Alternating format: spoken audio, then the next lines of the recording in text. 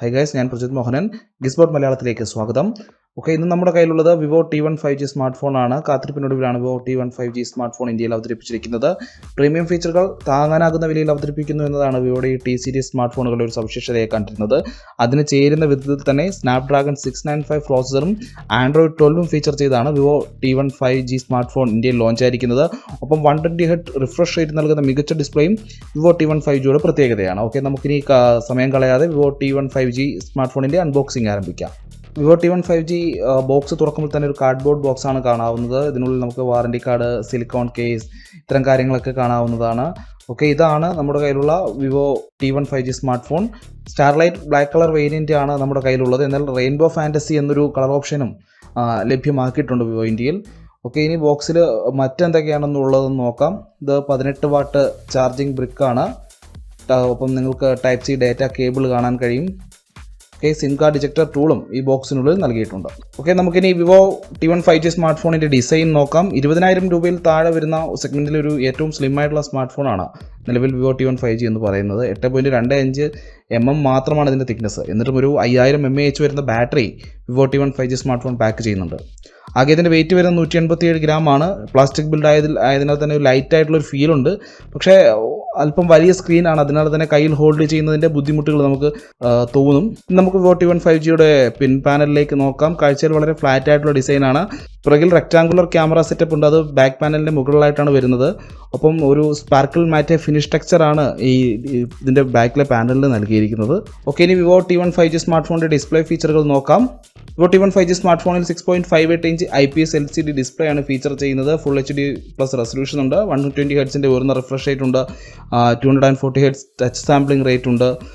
ഡിസ്പ്ലേയിലെ water drop കട്ടൗട്ടിലാണ് അതിൻ്റെ selfie cam സ്ഥാപിച്ചിരിക്കുന്നത്. 120 ഹെർട്സിൻ്റെ ഉയർന്ന റിഫ്രഷ് റേറ്റ് നൽകുന്നൊരു മികച്ച ഫ്ലൂയിഡ് യൂസർ എക്സ്പീരിയൻസ് ഈ വിവോ T1 5G സ്മാർട്ട് ഫോണിൻ്റെ ഒരു പ്രത്യേകതയാണ്. എടുത്തു പറയേണ്ട കാര്യം തന്നെയാണ്. ഇനി നോക്കേണ്ടത് വിവോ T1 5Gയുടെ ക്യാമറ ഫീച്ചറുകളാണ്. പിൻഭാഗത്ത് 50 MB ട്രിപ്പിൾ ക്യാമറ സജ്ജീകരണമാണ് Vivo T1 5G smart phone pack ചെയ്യുന്നത്. 2 MB മാക്രോ സെൻസർ ഉണ്ട്. 2 MB ബോക്കെ സെൻസർ എന്നിവ ഈ വിവോ T1 5Gയുടെ ഒരു പ്രത്യേകതയാണ്. ഹൈ റെസൊല്യൂഷനിൽ അടിപൊളി ചിത്രങ്ങൾ പകർത്താൻ ഈ ഫോൺ ഉപയോഗിക്കുന്നതാണ്. വേരിയസ് ഫിൽറ്ററുകൾ നിങ്ങൾക്ക് ലഭിക്കുന്നുണ്ട്. കൂടാതെ ഈ വിവോ T1 5Gയുടെ 6GB RAM, 8GB RAM മോഡലുകളിലെ ക്യാമറകളിൽ super night mode, multi style portrait mode ഇവയൊക്കെ ലഭ്യമാക്കിയിട്ടുണ്ട്. അത് അല്പം വില കൂടിയ വേരിയൻറ്റുകളാണ് എന്ന് മാത്രം. ഇനി നമുക്ക് വിവോ T1 5Gയിൽ പകർത്തിയ ചില ചിത്രങ്ങൾ നോക്കാം.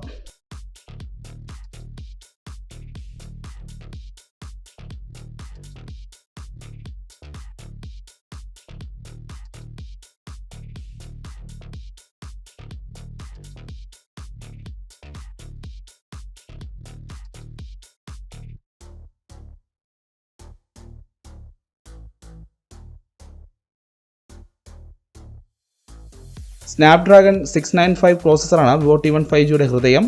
4GB മുതൽ 8GB വരെയുള്ള റാം ഓപ്ഷനുകളും 128GB default സ്റ്റോറേജുമാണ് Vivo T1 5G ലഭിക്കുന്നത്. 1TB വരെ മെമ്മറി വികസിപ്പിക്കാൻ കഴിയുന്ന മൈക്രോ SD കാർഡ് സപ്പോർട്ടും വിവോ T1 5Gയിൽ ഉണ്ട്. കൂടാതെ വിവോ T1 സ്മാർട്ട് ഫോണിൽ ആൻഡ്രോയിഡ് 12 ഫീച്ചർ ചെയ്യുന്നുണ്ട്. ഈ റേഞ്ചിൽ വരുന്ന ഫോണുകളിൽ ആൻഡ്രോയിഡ് 12 അത്ര സുലഭമായി ലഭിക്കുന്നതല്ല എന്നാണ് ഇതിൻ്റെ പ്രത്യേകത. ഫൺ ടച്ച് OS 12 ആണ് ഫീച്ചർ ചെയ്യുന്നത്. 5G 4G LTE dual band wifi, Bluetooth Wi-Fi 1, USB Type C, USB OTG, finger print sensor, accelerometer, ambient light sensor തുടങ്ങിയുള്ള സാധാരണ കണക്ടിവിറ്റി അല്ലാതെയുള്ള ഫീച്ചറുകളെല്ലാം വിവോ T1 5G സ്മാർട്ട് ഫോണിൽ ഫീച്ചർ ചെയ്യുന്നുണ്ട്. അപ്പോൾ 20,000 രൂപയിൽ താഴെ വിലയുള്ള സ്മാർട്ട് ഫോൺ സെഗ്മെൻറ്റിൽ ഒരു മികച്ച ഫീച്ചറുകൾ നൽകുന്ന ഒരു ഡിവൈസാണ് വിവോ T1 5G എന്ന് പറയുന്നത്. ആകെ 2 5G ബാൻഡുകൾ മാത്രമാണ് വിവോ T1 5G ഫീച്ചർ ചെയ്യുന്നത്. ഒരു പോരായ്മയുണ്ട്, N77, N78. എങ്കിലും N78 ബാൻഡിലാണ് കൂടുതലും നമ്മുടെ രാജ്യത്തെ കൂടുതൽ 5G സേവനങ്ങൾ റോൾ ഔട്ട് ചെയ്യുക എന്നൊരു ശ്രുതി ഓൾറെഡി ഉണ്ട്. പക്ഷേ അത് കൃത്യമായി നമുക്കിപ്പോൾ പറയാൻ കഴിയില്ല. എങ്കിലും ഈ 2 ബാൻഡുകൾ മാത്രമുള്ള ഒരു ഫോൺ തിരഞ്ഞെടുക്കുന്നതാണോ അതോ കൂടുതൽ ബാൻഡുകൾ സപ്പോർട്ട് ചെയ്യുന്ന ഒരു 5G ഫോൺ തിരഞ്ഞെടുക്കുന്നതാണോ നല്ലതെന്ന് യൂസേഴ്സ് തീരുമാനിക്കുക. കൂടുതൽ കാര്യങ്ങൾ നമ്മൾ ഈ സ്മാർട്ട് ഫോണിനെ കുറിച്ച് മനസ്സിലാക്കണമെങ്കിൽ അതിന് ഡീറ്റെയിൽഡ് ആയിട്ടുള്ള ഉപയോഗിച്ചുള്ള റിവ്യൂ നോക്കണം. അതിനായി യൂസേഴ്സ് കാത്തിരിക്കുക. അപ്പോൾ ഈ വീഡിയോ ഇഷ്ടമായെങ്കിൽ ലൈക്ക് ചെയ്യുക, കമൻറ്റ് ചെയ്യുക, സബ്സ്ക്രൈബ് ചെയ്യുക. മറ്റൊരു വീഡിയോയുമായി വീണ്ടും വരും. അതുവരേക്കും ഗുഡ് ബൈ.